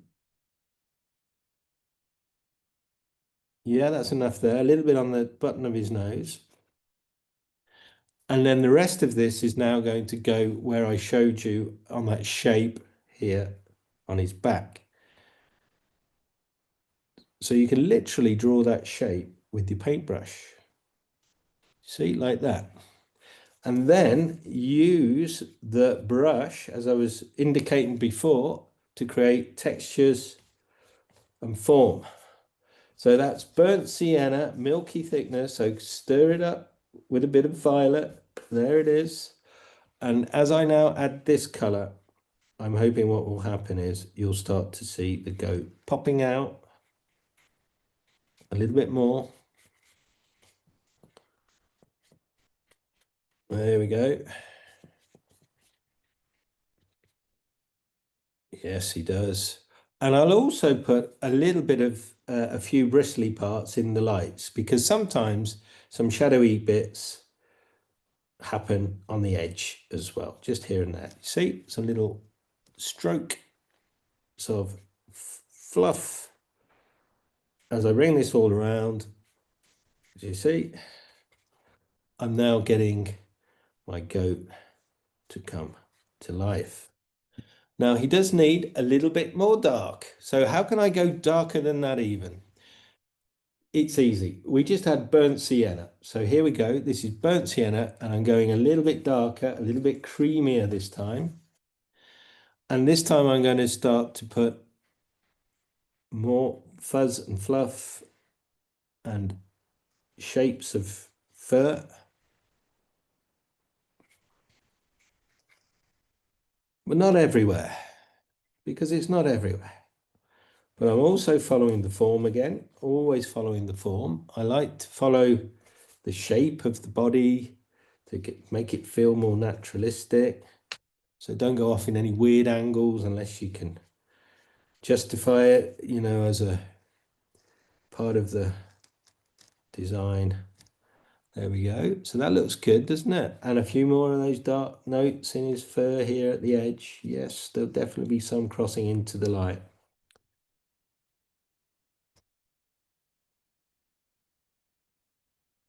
And a little bit here and there on his face as well. You probably might want to use a smaller brush there.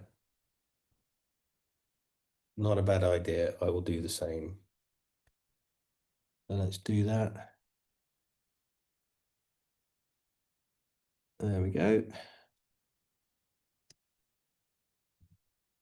Looking good. Nearly finished this one.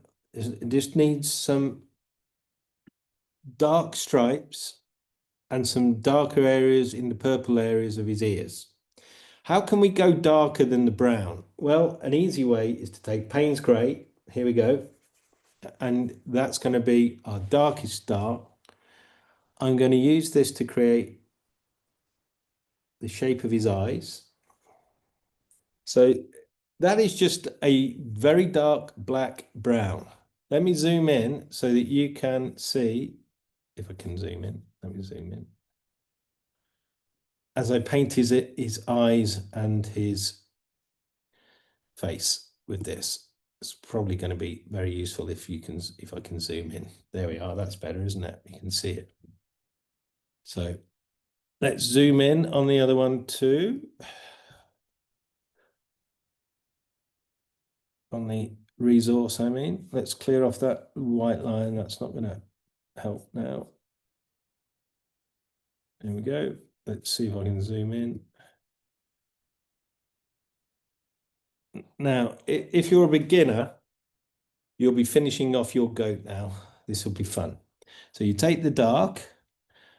Let's just see if I can put a little extra edge of dark on the ear here. Look, see, little bits of fluff on the edge of his ear in the dark. That's nice. Bring that to the edge of his eye. Now we're going to draw around his eye. He's got eyelashes, look. There we go. He's also got a little dark slot for an eye. There it is. Isn't that fun? And there we are. One eye. Let's do the other eye. The other eye has a little dark slot as well. Let's start with that. They're kind of horizontal, the eyes, aren't they? The slots on the eye of a goat. And then a ring of dark around the eye, not unlike a fish or something. And then he's got eyelashes. There we go. They're just the most beautiful little creatures, or big creatures. And now we're going to put the dark stripes. Now you have to be careful when you put your stripes on because we've got these fuzzy bits, the fur. Yeah, and there's definitely going to be some dark bits in there. So let's put a few little bits in here and there just to mimic the idea at least. Not going to overdo it, hopefully. And then I'm going to move into those shadows. And in the shadows, there's a dark stripe just there. Do you see it? So I put that one in. The next one, the next stripe goes along towards his eye. There it is, and pops out around the back of his eye. That's fine. And then he's got another dark stripe. There we go. So I've got the stripes done. Oh, and there's a little bit of those dark areas as well up on that horn part.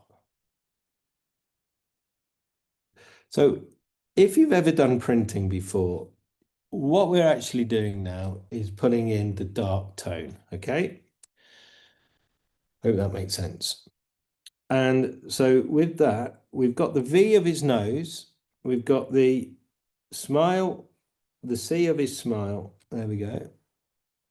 And some little bit around the chops or the chin there, a little bit there and there, you see? And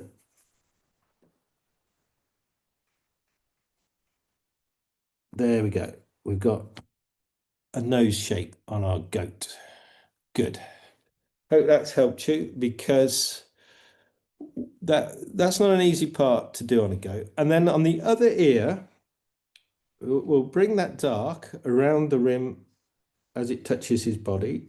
There we go. Let's put a few more little fluffy bits. You see how I'm doing the fluffy bits, just like we did with the grass last week around the horse, the legs of the horse. There we go. And let's see if I zoom out now, if that's not helped massively. Let's just check, shall we? Here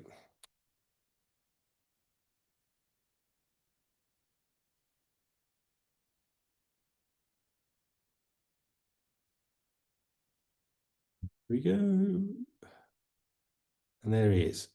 He looks good. He looks great. The only thing is, we didn't manage to get the next shadow tone in his ear and on the side of his nose. So I'm going to do that now. Remember we made a purple, which was a coffee thickness or something like that. We've got to make a thicker one now. And I'm going to use Payne's Grey. And I'm going to use a little bit of blue and pink. Here we go. So this is a stronger purpley color. Now you can make it more blue or more pink, depending on your artistic bent. It's up to you. And I'm going to put a little bit of this color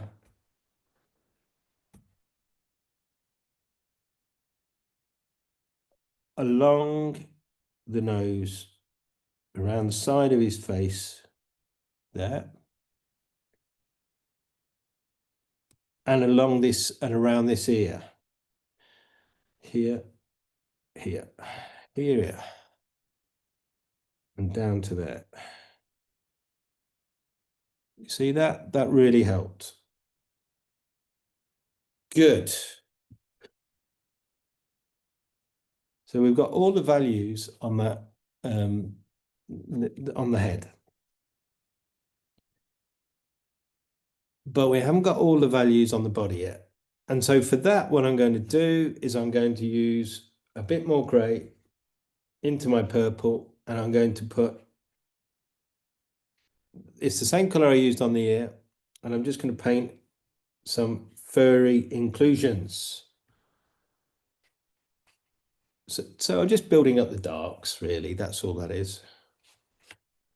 Here and there, using the power of the brush. It's magic. There it is. And there he is. He's finished. My goat is finished. He'll never sail again. But I'll put a bit of this purple on the goat that's behind now. Watch as I put this on. And here we are.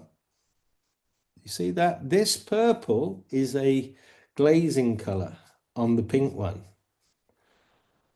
I'll also use some of this purple, because I can, on this one's face as well. So if you're a beginner and you're only doing the one go, well done. I think you got it. You have your goat done. The rest of us, we're going to move on now, and we'll finish off this one using that same purpley grey color. Because what I'm going to do is I'm just going to put a little glaze. Let's see if it works. If it doesn't, we can add a bit of brown to it.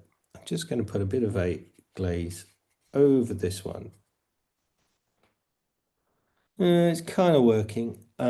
Maybe it does need a bit of brown to it. Sometimes you can't force it. It's just got to be its own color. Just trying to keep it common. But I think it needs a bit of brown. So let's see if I can move this camera angle a bit. There we are. There we go. So that color we had there was burnt sienna and burnt umber. That's the color I think we're going to use.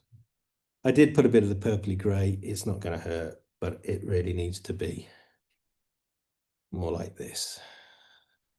Maybe it even needs a little bit of red.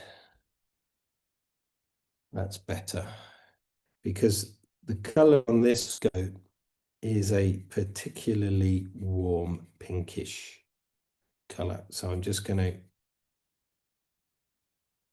glaze that, building it up.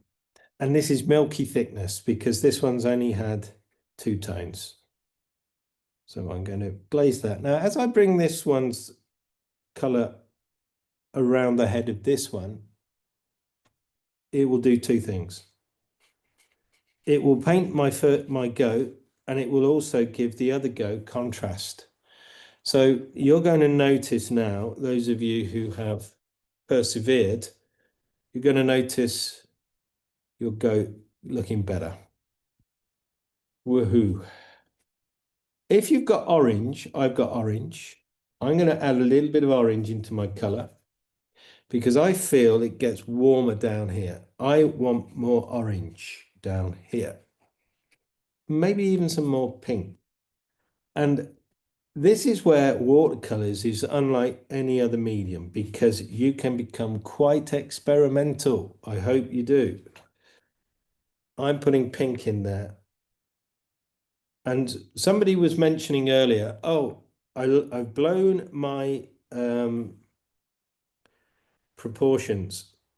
Don't worry, because now this is where you get a bit of a chance. As I add color, like orange, you could just put orange here. Do you see that? I clean my brush, I dry my brush, and I fuzzle about, fudging it, I call this, just by pushing color into color. And this is where your proportions can have a bit of fluidity and a bit of space. There we go. So now my second goat is coming to life, and it's curious when you get into your watercolors like this, and it's interesting, I hope, because the contrasts start to play in your favor. At least I hope they do.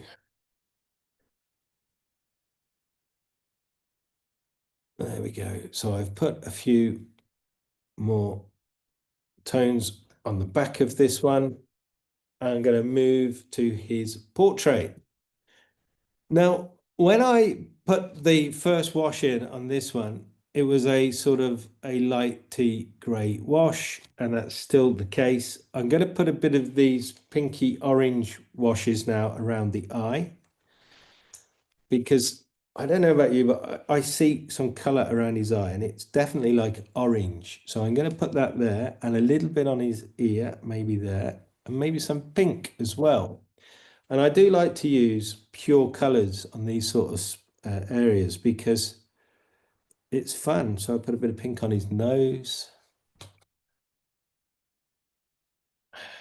on his ear, side of his ear. I don't go crazy though. I stay in the map, the value map. That's the important thing, because now I can go and put those dark stripes on his side of his fur.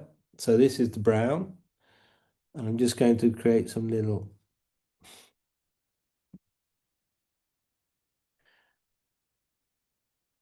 there we go, little stripes of fur. And they'll go darker because I start with that brown and now I add to it burnt umber, bit of Payne's grey, you could add violet. Any of these dark colours will make that stripe look darker. And I'm literally dotting that in to the colour I just used before.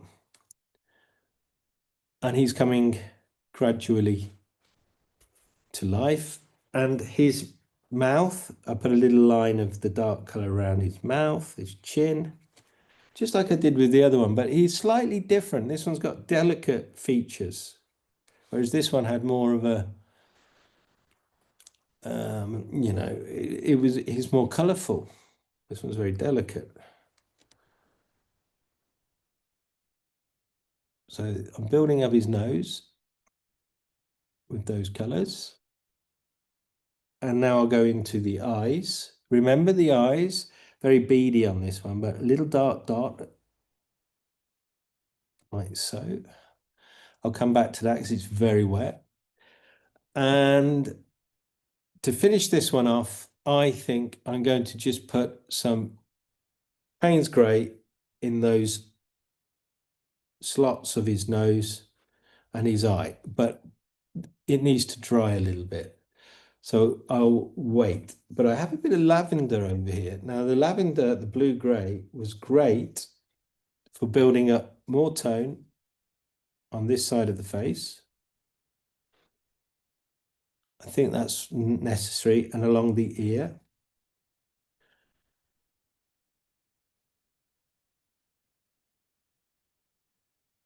And anywhere where we feel,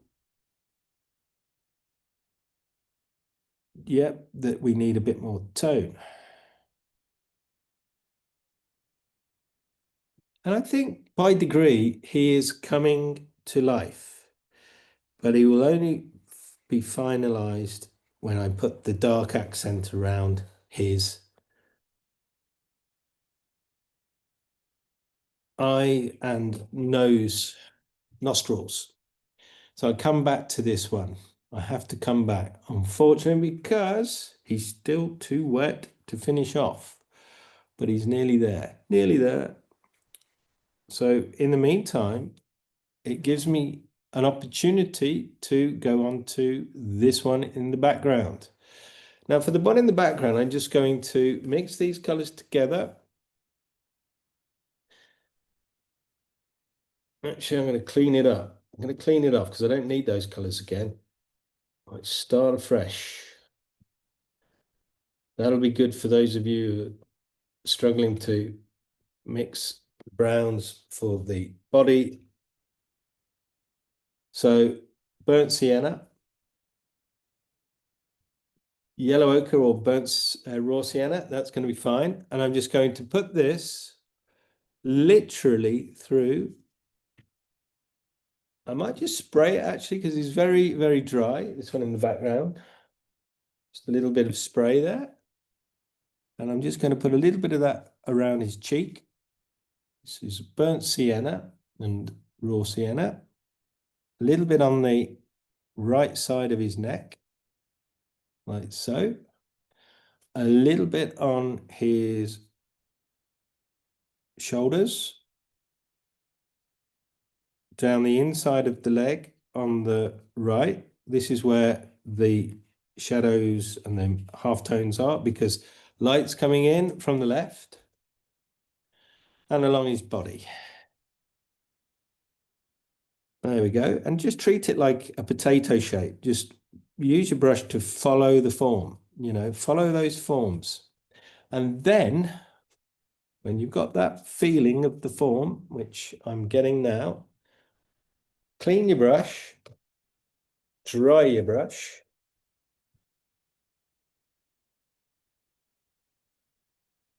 and tickle the edge to the light. Do you see? Like you're stroking towards the light. So you're softening that edge that you just created.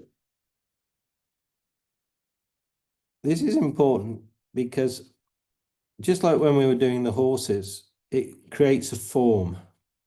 And these are what we call the middle tones. And in the middle tones, that's where the color is. So you're going to see the oranges and reds and golds. These are the important colors on the goat. Okay, that's great. And then what we're going to do is we're going to build up brown. Burnt sienna is the next color. And we're going to put brown stripes along his head and nose. Little brown stripe going back to the top of his head. I keep a little bit of that dry brush effect because it's useful. Scratchiness, another way of seeing it. And from his mouth, a little smile. There he is, he's smiling, happy to be on Zoom, like I am. And he's now striping back to the eye. Do you see? And I'm, with each tone that I'm putting on, we're collecting a little bit more lightness, hopefully. Now I'm going to put some brown down from his knee to his shin, to his toes. Do you see? And I paint his little toes and around his knee and down because his feet have these darker tones too, and even the back leg. I'll just put a bit there. Do you see? Now I can also at this point put a little bit more of this brown around his body into the shadowy areas. Around his neck. So the common relationship here is the light is coming from the left, the shadows are on the right, and each tone we put on is gradually getting darker.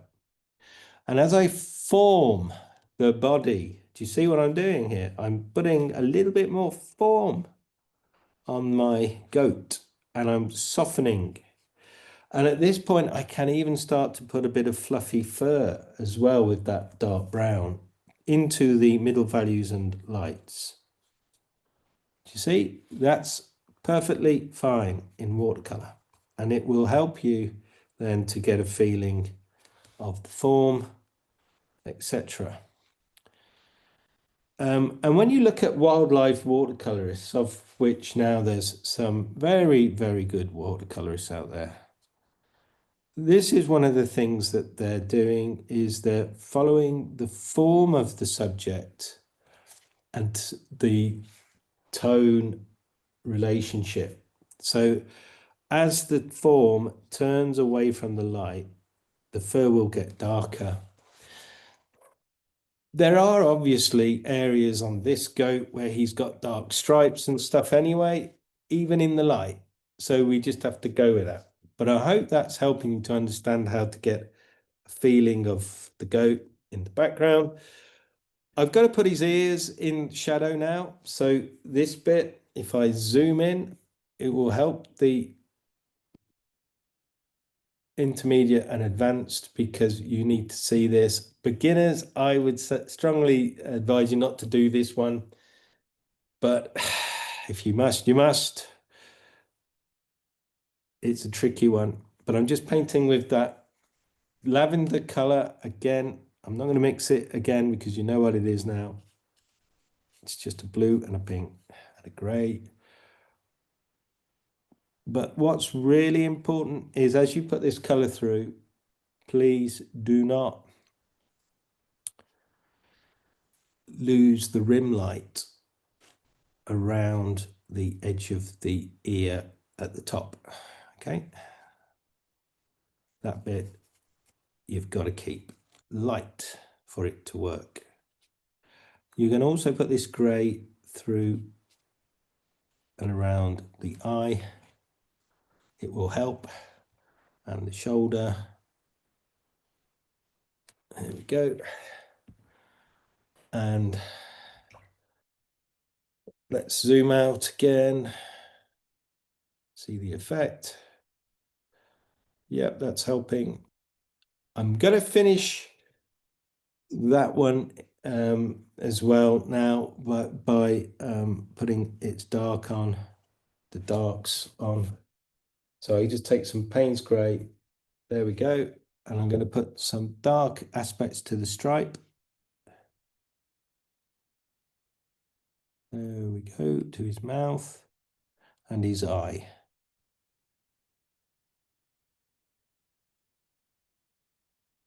This was quite a tricky one. There we go. And his fur on his knee to his hoof. Having a bit of fun, just simplifying the brush strokes to a mark. Hopefully that will explain that. And then this one's ready for its dark accents on the nostril. So this is just Payne's grey. Creamy thickness for the dark accent on the nostrils, the lips,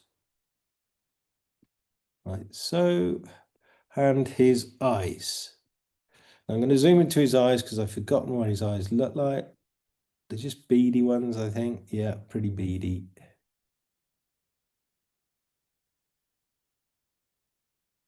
So that's what I'm going to paint. Little beady eye.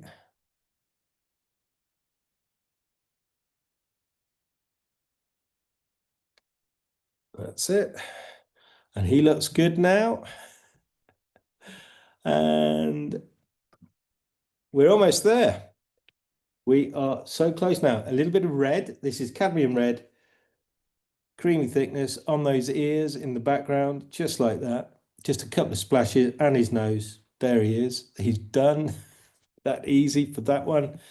And then to finish this one off, you probably, if you're already sort of burnt out on this one, don't worry. It was a bit much at the end. But with these exercises, I'm hoping to push everybody. I don't want to put the beginners off though. That's why I keep saying only go so far.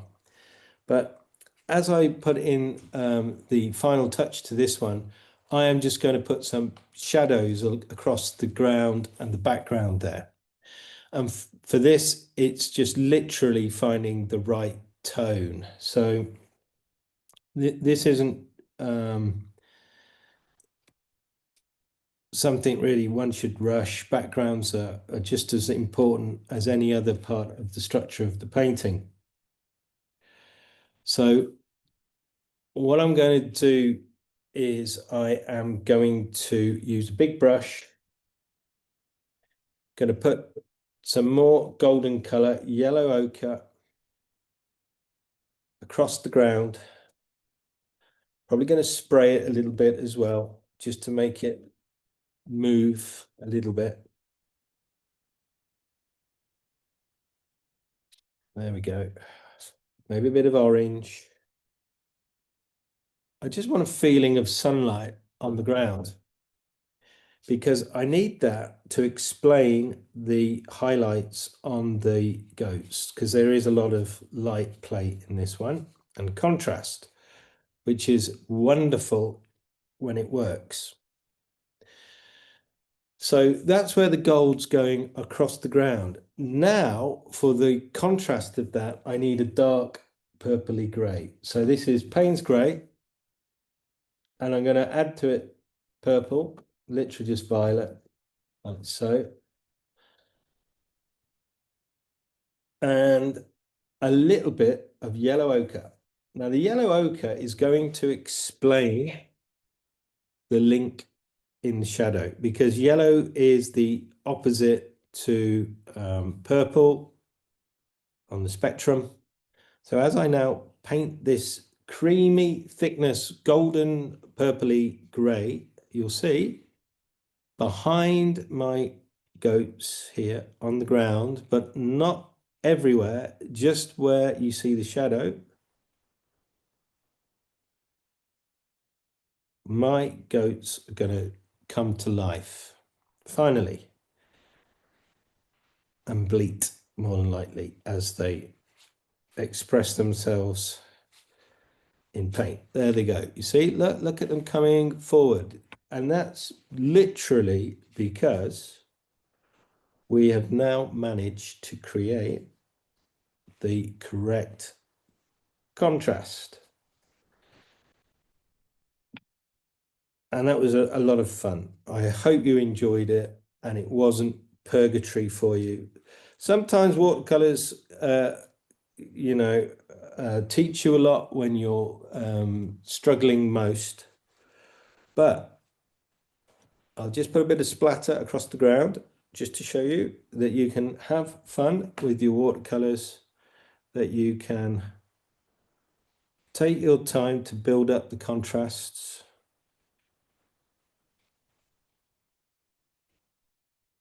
You can, as someone mentioned earlier, break a little bit of your, I'm trying to find a word, is placements and proportions, just a little bit here and there.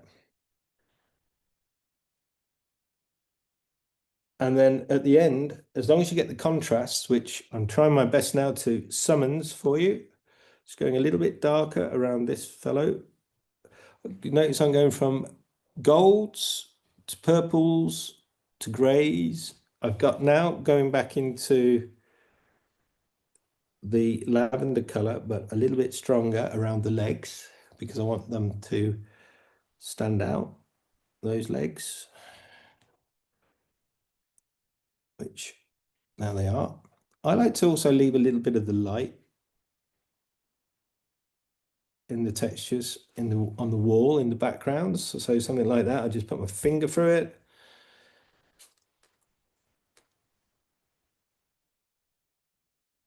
And create some textures, some noise, that's all it needs.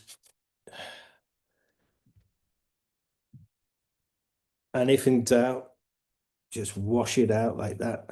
See that? That's working. I like that. The wall textures right in the back do have a kind of a patina. I don't want to overstretch things here because I know I've taken a lot of your time and we're very close now to the finish. But I just want to get as much of the contrast correct. So around the back of this fellow here in the background, if you did that fellow, just push the contrast a little bit more as far as you can without outstaying our welcome on the painting. You know, sometimes if we go too dark, it's kind of like too much. But I think that's helping massively to improve mine. Do you see what it's done? So I push those contrasts ever so slightly more. And now, finally, I will just soften into a finale. And that just means take water and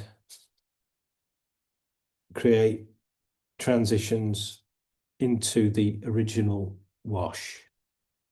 So that last color is exactly the same family of colors as the first wash, lavenders and purples, but is now